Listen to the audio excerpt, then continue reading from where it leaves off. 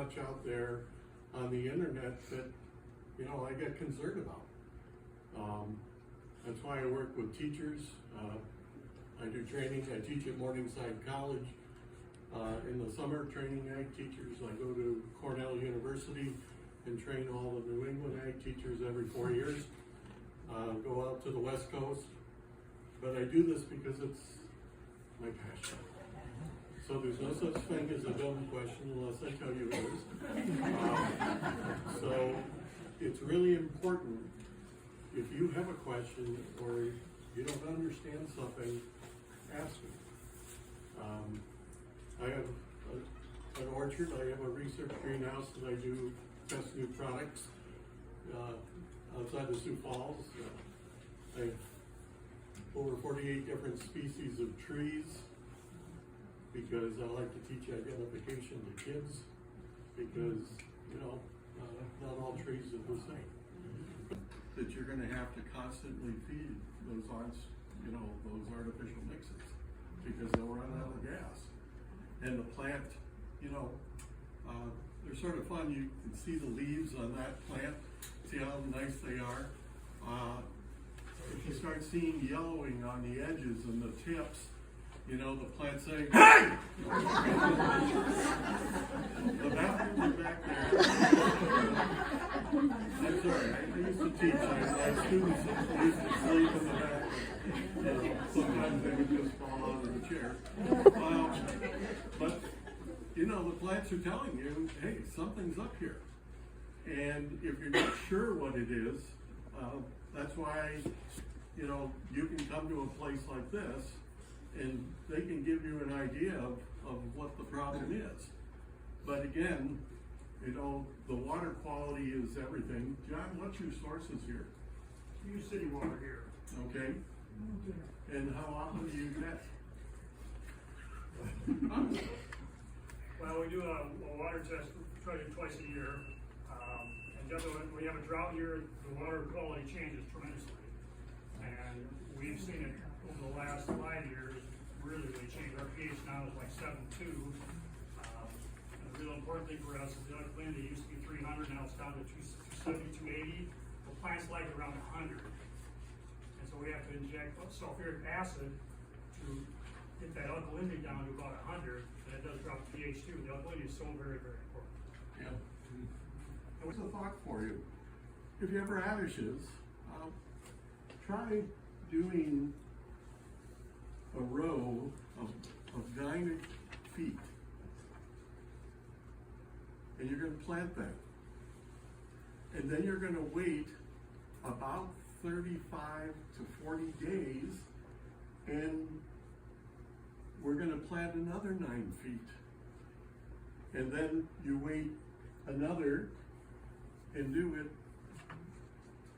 because what you're doing, most of you can't eat like I do, all right? And so you want to make sure that you're giving those plants a chance to grow instead of them all being bunched together, because you know how hard that is to try to, and then you're throwing out plants and you're throwing out part of your money. So at my house, where we have a garden, we actually have plants like carrots. We do succession planting. And we keep doing it, and normally we will get anywhere from 3 to 4 different plantings of those types of plants. And so that's something to think about. You don't have to put the whole pack down.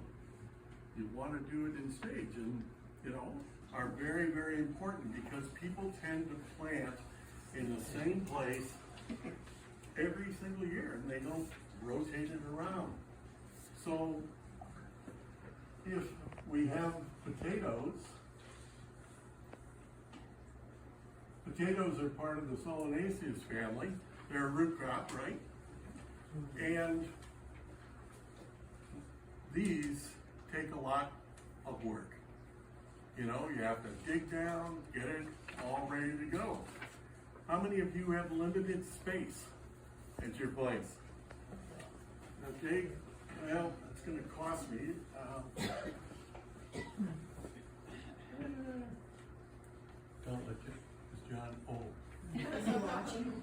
this, John. One of the things I learned right away, Ruth Stroud didn't live too far away, and she was a good family friend. I used to go to her garden, and I saw an unusual thing. Get your potato, come in, and not cut yourself, because that can happen. John made sure I was on Medicaid before I came, in case I had trouble. And what I want you to do is take that potato and don't cut it up, but put a hole through it. So, in the Solanaceous family, tomatoes, we have eggplant and peppers. Well, in my garden, we do things a little differently. Ooh, the eyes have it. I used to be good at this. My wife took my toys away. That's all right, Dad. I'm not here. So now what you do is you punch a hole through this. And what you do is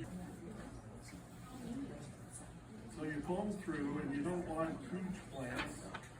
You look for the smaller ones. And then what we do is we plant that in the garden. Oil thermometer, or you just get a thermometer that you can read and put it in the ground and take a look at it, because people have a tendency of trying to plant when it's too cold, and then they get frustrated because it doesn't come up. When I was 10 stories up overlooking Long Island Sound, I learned really quickly because I lost a lot of plants. And the Bridgeport. If I can interject too, it's interesting, we have people come in, they'll come in the third week of April and buy the tomatoes. I want to plant. Well, what did you say? Soil temperature. You plant a tomato the third week of April, and get another one the 1st of May. The one in May will way outperform the one that you did in April because it's too cold. It's like putting your They even brought me a car. Thanks, John. That was a surprise. Think about putting a plant in cold ground. It's like putting your feet in cold bath water. I mean, it just sits there and does nothing. And the other thing is, it's like with tomatoes, peppers also, temperature get below 50, air temperature, they abort their flowers. So you got a nice plant started, made from us, got the buds on it, you put it out there, side when it's too cold, guess what, it aborts them, you basically lost all that time you wanted to do anyway. So wait until the soil temperature warms up. I love to sell plants to you twice, but that's not really why we're here. We want you to be successful. In this region, March is your best time. Now, what problems do you run into with your fruit trees? Who are they? Yes. Well, we have a lot of cedar trees out by us. Lucky you. Yeah, and so we actually cut down our apple tree that we had because they were terrible. They used it to smoke something, so it got used. But yeah. What do you do for that? Because we'd like to plant some trees, but. Well, this is confession time. The deer did a terrible thing on those cedars, but I did give the neighbors new trees because I have too much of an investment, and there is nothing that you can really do for cedar apple rust. You can dry all you want, but as soon as you get a rain, you're going to be out there getting sprayed. Dormant oil is a very, very important thing to do in March. And when you spray, you do all your fruit trees, and if that's why you want to prune, to keep them down to a level that you can. I have a lift that will take me 55 feet in the air, and it will even lift me without dumping me. So, but I spray all my fruit trees, and you want to go from the base all the way up and try to cover everything, because you have codling moths, you have spider mite, you have a number of different things that will attack that tree, and, you know, there's nothing worse than biting an apple and finding you had protein in it. So for those of you who don't know, that the cedar tree carries this gall, Yeah. and that is the host to go to the apple tree, so there's this relationship between the two. That's why you should never have cedars by fruit trees. Yeah. But they do grow wild in the ditches too.